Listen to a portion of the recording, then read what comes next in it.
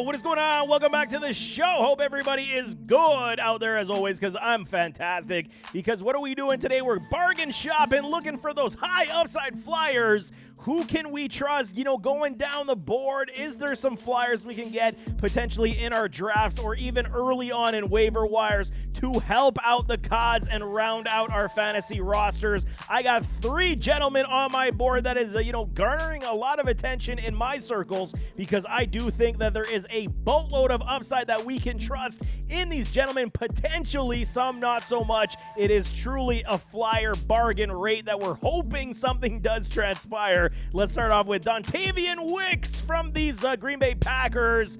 I mean, okay, he is one of these guys, and yes, I'm putting him on my board because I listened to the quarterback in Jordan Love. Yes, we did see what he was able to do last season. He played very well. He showed a lot of flash, 58 targets for 39 receptions, 581 in yards, and 4 receiving touchdowns. He looked good when he was on the field, was trusted from a Jordan Love, and then Jordan Love comes out saying that Wicks could be one of these huge breakout caliber wide receivers here in 2024, and when, a quarterback talks, I'm going to listen. Because you know what, at least you know that they're probably getting a lot of good chemistry going down. A lot of things we can suggest with this Packers offense. It is the youth movement. They're going to be on the next level of progression here, and Jordan Love is, very close to inking a, massive contract extension with these Green Bay Packers.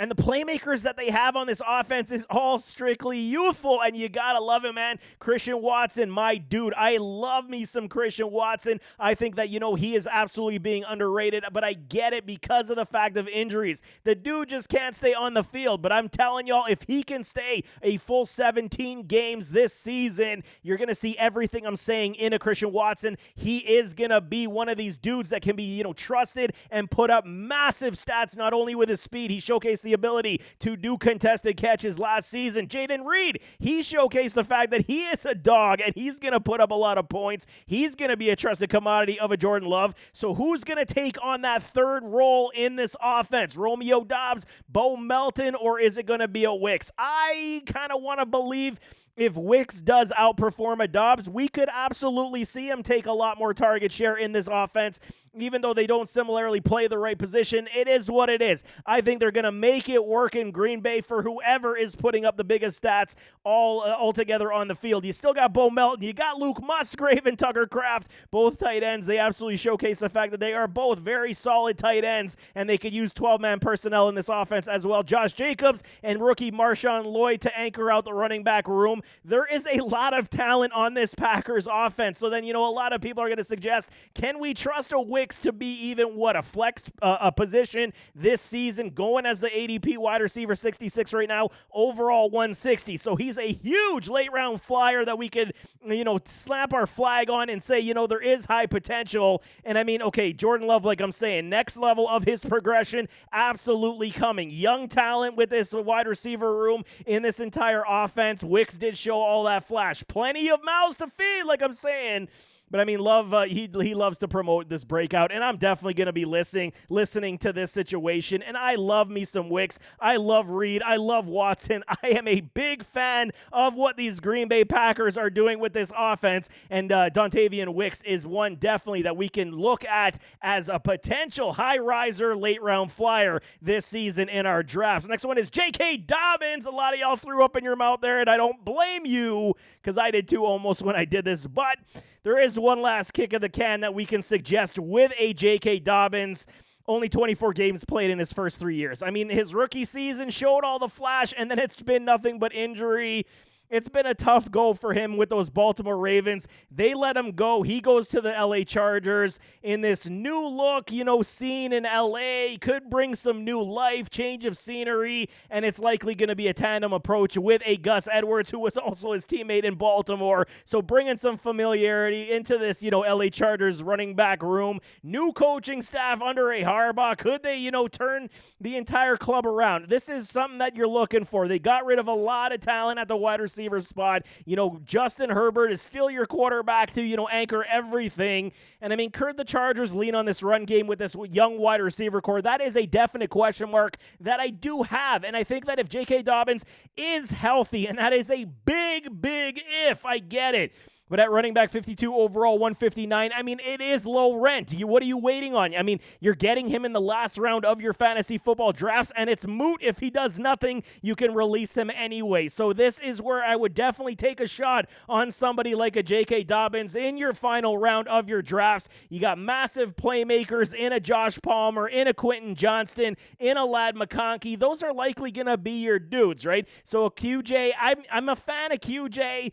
I told you, although he was a work in progress, he's got skill for days. Hands are an issue. He had clapping off the hands, double catching. We saw it last season. My scouting reports definitely highlighted that coming out of his draft class. Josh Palmer is probably the guy I think they're going to rely on more so to be the wide receiver one and then utilize a Ladd McConkey in that Keenan Allen type of role. I think it'll work very well, but I mean, you need a running game to back all of this up. You got DJ Chark signed off the free agent market, a Brendan Rice, son of Jerry Rice, in this draft, Davis, Will Disley, Gus Edwards. So, I mean, this offense is going to be very interesting. And the one caveat I do want to say about these Chargers that does promote potential high upside for a J.K. Dobbins, they're going to be, playing from behind potentially a lot this year. The defense was in shambles last year. We'll see how it does transpire. But this does, open the door for potentially J.K. Dobbins to see a lot of work in check down upside, in late game touchdown upside. I do like it a lot, but everything is, predetermined on the fact of can he stay on the field and stay out of the medical room? Will he have another season-ending injury? These are the issues that we do see with a J.K. Dobbins, and I get it, man. 234 attempts for 1347 and 12 touchdowns in his short career. I'm still a believer. I want to believe that J.K. Dobbins is that guy that we know coming out of college, and he could be the running back that we can trust. It did look laboring when he was on the field after post that injury, but we'll see how it does go. So far, so good, and I do think he's going to carve out a decent role, even though Gus Edwards is probably going to take the lion's share early on. They need a change of pace with some speed, and J.K. Dobbins could definitely be that guy and be a huge late-round flyer, high upside for us as well. Last one we got is Will Levis. Okay, quarterback time. More so for super flex than I want to say redraft, but Will Levis could absolutely be one of these guys we snag off the waiver wire, and week 2, 3, 4, 5, around that area where we do see potentially him elevate his game to another level. He always had a cannon of an arm, lightning quick pass release, one of the best releases you will see, and loads of potential for a Will Levis. There is no question in my mind. I think that there is, boatloads of opportunity here. There is the potential for them to at least carve out something here in Tennessee. I get it. This feels like another Band-Aid approach, adding, superstar talent to help this offense, this defense, and then the end result is still the same. No more King Henry. We saw ups and downs from the rookie season from a Will Levis. More downs than ups, and I mean, I get it. Now, like I said, King Henry's gone, so now you're going to be rolling with Tony Pollard and Tajay Spears. This is the situation you got in Tennessee. Can it be trusted? Will they be able to run the football enough to support a Will Levis? Added guys like a Calvin Ridley to go with DeAndre Hopkins, and a Tyler Boyd added to this room as well to go along with Treylon Burks. They have not been happy with the Treylon Burks, and I understand. Injuries have been a problem. He hasn't been on the field enough to make the plays. Progression hasn't been there, so they added more players. When you add a guy like Calvin Ridley, coming off the suspension, going to Jacksonville, didn't necessarily work out. Now he comes here to what is potentially a lesser situation than playing with somebody like a Trevor Lawrence. This new look Titans, like I said, you're adding more weapons to hopefully develop your young rookie passer who you're hoping is going to be your franchise. That is the goal here in Tennessee. Can you still be, playoff bound with what you have here? That's why they tried to help out the defense, at least hopefully get the offense the ball back a few times. I think if Will Levis can up his game even, 25 to 30% from what we saw last season, they will be competitive, man. Quarterback 24 overall, 152. You can't hate it, man. Like I said, you got Treylon Burks, Tyler Boyd, Calvin Ridley, DeAndre Hopkins, Kyle Phillips, Okonkwo, you got Pollard, you got Spears. There's weapons on this team that can be had and at least make some plays for these Titans and your fans fantasy football team. I mean, could this be already a make or break year for Will Levis? There is potential here. I mean, everybody has definitely got short leashes on these young franchise quarterbacks to hopefully pan out and do something in the pros very quickly under their rookie contract so they can at least make the playoffs and compete for a Super Bowl. I will be shocked if the Titans are going to be that competitive to be a Super Bowl contender, but I do want to see better stats than 58% completions, under 2,000 yards, 8 TDs, and 4 interceptions. I want to see this creep up massively, 3,500 to 4,000 yards, anywhere from 18 to 25 TDs, and keep the interception ratio extremely low. This will give an opportunity for these Titans to win football games.